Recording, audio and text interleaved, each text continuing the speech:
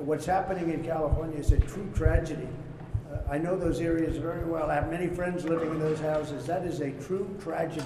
The biggest homes, some of the most valuable homes in the world are just destroyed. I don't even know. You talk about a tax base.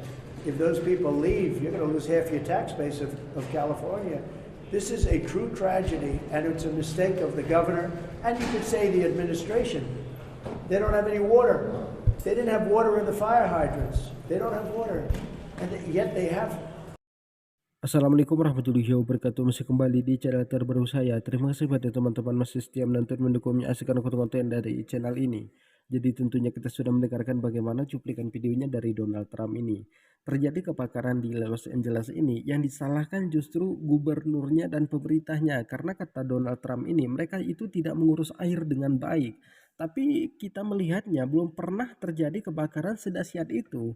Dan di mana kita mengetahui pidato Donald Trump ketika dia dilantik menjadi presiden Amerika Serikat, dia mengatakan Timur Tengah itu akan kita jadikan sebagai neraka, dan malah sebaliknya terjadi kepada Amerika Serikat ini. Jadi seolah-olah Donald Trump ini tidak merasa bersalah. Jadi teman-teman sekalian, seperti yang kita ketahui bersama, di mana sudah 15 bulan terjadi antara Palestina dengan Israel, di mana paling banyak menyumbang dana itu untuk Israel yaitu Amerika Serikat. Dan Amerika Serikat ini mengatakan kayak manapun caranya dan apapun caranya Palestina ini harus dihapuskan karena itu adalah tanah milik Israel. Tapi di sini Allah Subhanahu wa taala membuktikan kepada mereka sebesar apa kekuasaan Allah itu.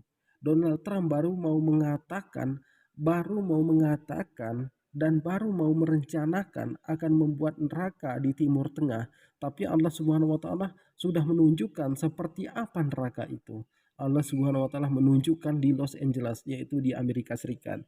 Jadi kepada teman-teman di sini jangan kemana-mana dulu karena kita akan mendengarkan seperti apa penjelasan dari Donald Trump terkait kebakaran di Los Angeles ini. What's happening in California is a true tragedy.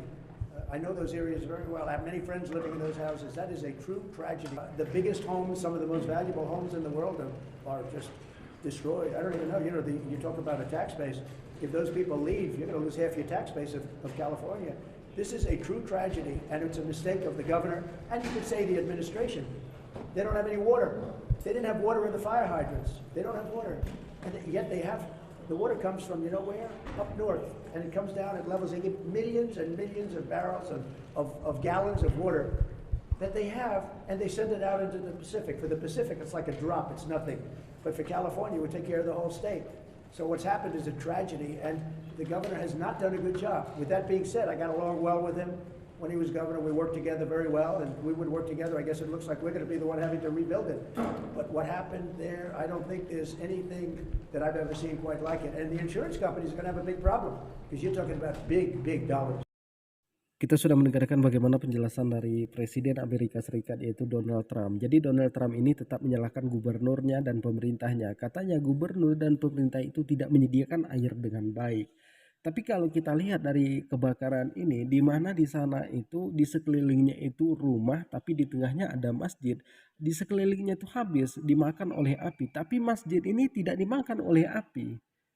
Bahkan di sana ada rumah seorang mualaf, entah itu benar atau tidaknya kalau rumah seorang mualaf ini yang namanya John Cena, pemain SmackDown, di mana rumahnya juga tidak ikut terbakar. Dan penjelasan dari pemerintah di sana mengatakan kenapa masjid itu dan rumah seorang mualaf itu tidak terbakar. Karena mereka itu menggunakan bahan kimia sehingga sangat susah untuk dimakan api. Jadi kepada teman-teman di sini, ini masih peringatan kepada Donald Trump ini. Bagaimana sebenarnya neraka itu? Itu masih peringatan. Itu belum neraka 100% aslinya. Itu hanya masih peringatan. Kalau kita bandingkan api yang ada di dunia ini dengan api neraka itu panasnya 70 kali lipat. Nah, bagaimana nanti panasnya api di neraka? Mungkin ini yang akan ditujukan kepada Donald Trump ini. Jadi kepada teman-teman di sini kita mendengarkan bagaimana dengan penjelasan Buya Yahya.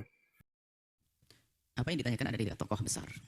Yang pertama adalah aku, yang kedua masyarakat Palestina, yang ketiga adalah mereka yang zalim kepada Palestina. Maka di saat membahas tokoh, bicaralah tentang aku.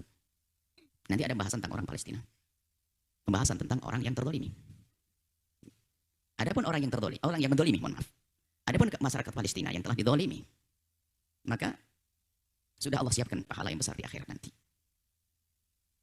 Adapun bantuan dari bangsa manusia adalah kecil dibanding apa yang Allah berikan. Nah, ini adalah Palestina. Adapun pembelaan orang Palestina bukan berarti mereka bukan mukhbitin, supaya tidak disalahkan. Membela diri yang dibela adalah agama pada akhirnya.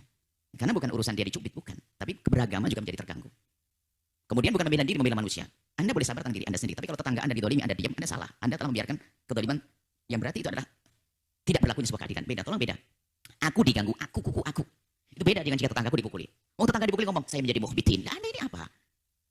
Nah, ini bukan begitu. Jadi, Palestina sudah Allah siapkan janji-janji dari kesabaran dan seterusnya, kedoliman yang ditimpakan padanya akan sesuatu yang besar. Pun mereka berhak untuk membela dirinya. Karena ada urusan dengan agama, kemanusiaan, bukan dirinya sendiri. Alhamdulillah kita sudah mendengarkan bagaimana penjelasan dari Buya Yahya. Jadi buat teman-teman sekalian, dan ini sudah 15 bulan berlalu bagaimana Palestina ini dengan Israel. Bahkan dari negara-negara non-muslim itu sangat banyak sekali mendukung Palestina ini, dan hanya beberapa negara yang mendukung Israel ini. Jadi bagi mereka yang negara mendukung Israel ini adalah di mana mereka mengatakan tanah Palestina itu adalah milik Israel, dan bagaimanapun caranya Muslim itu harus dihapuskan. Bukan hanya di Palestina, tapi di negara lain juga. Makanya jangan diherankan ketika ada yang mencaci agama Islam, menistakan agama Islam, yang mengatakan kita itu tidak toleransi, mengatakan kita itu radikal lah. Itu hanya mereka itu hanya dibayar untuk mencaci maki agama Islam, untuk menjatuhkan agama Islam. Salah satunya seperti yang kita lihat dari seorang murtadin yang bernama Saifuddin Ibrahim, di mana dia itu dibiayai untuk mencaci maki agama Islam karena sudah tak tahan tinggal di sini. Akhirnya kan Saifuddin Ibrahim ini kabur ke luar negeri, yaitu tepatnya di Amerika. Jadi kalau menjatuhkan Islam itu ada dananya. Makanya konten yang paling cepat viral atau video yang paling cepat viral itu adalah menjatuhkan agama Islam, mencaci maki agama Islam, membuat buku-buku fitnahan tentang Islam, tentang Nabi Muhammad SAW, itu pasti cepat kaya, pasti cepat viral. Karena bagaimanapun cara mereka ini, Islam ini harus dihapuskan. Islam ini nggak boleh ada di muka bumi ini. Kenapa? Karena bagi mereka, menurut pemikiran mereka, semakin dibiarkan Islam ini, maka agama-agama lain itu pengikutnya tinggal sedikit. Karena sekarang di mana pertumbuhan Islam ini dengan sangat pesat, di mana dia itu menuju ke grafik yang paling atas, di mana agama Kristen itu kan semakin menurun.